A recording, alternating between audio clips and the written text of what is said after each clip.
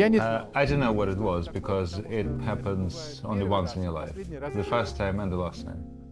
And first I thought that this would be a good excuse to gather my friends and to have a drink. But my dreams were destroyed by reality.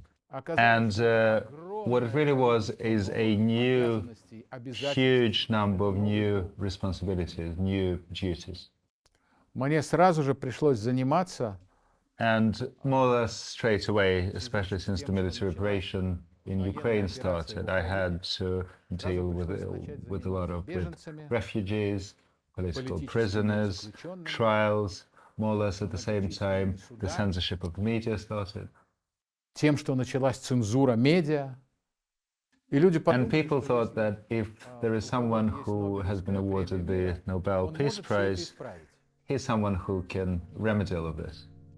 But both me and my newspaper, we were still the same. There are two schools of journalism, there are two parties in journalism. It's either observational journalism or journalism where you get involved. And I belong to the school where I believe that journalists shouldn't be about observations, but the journalists should be about helping people. Journalism is about making the world a better place. Olivia. And this is why Olivia, the newspaper, and myself, we decided to sell the Nobel medal instead of having that somewhere in a safe. And we did this to help the refugees. We did this to help people who were suffering, to people in need. And we were helped in that by UNICEF.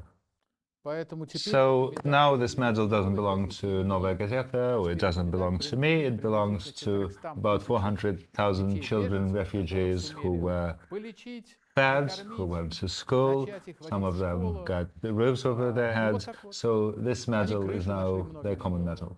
Так что это теперь общая медаль. And I think that this is the purpose of this prize, that the prize, the award, it should serve the people instead of having it somewhere on a specific person's tombstone.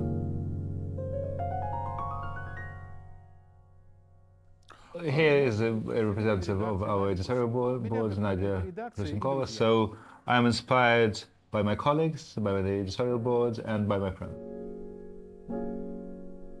Могу. Очень коротко. Yes, I can do it very briefly. In order for a war to start, you have to introduce censorship. Должна быть введена цензура. The free press counteract the war. The less freedom of speech there is, the more are the victims. And if there's no freedom of speech, then you get coffins instead. This is the law, this is a new law. So the less freedom of speech, the more numerous are the victims of war. The weaker the freedom of speech, the stronger the dictatorship.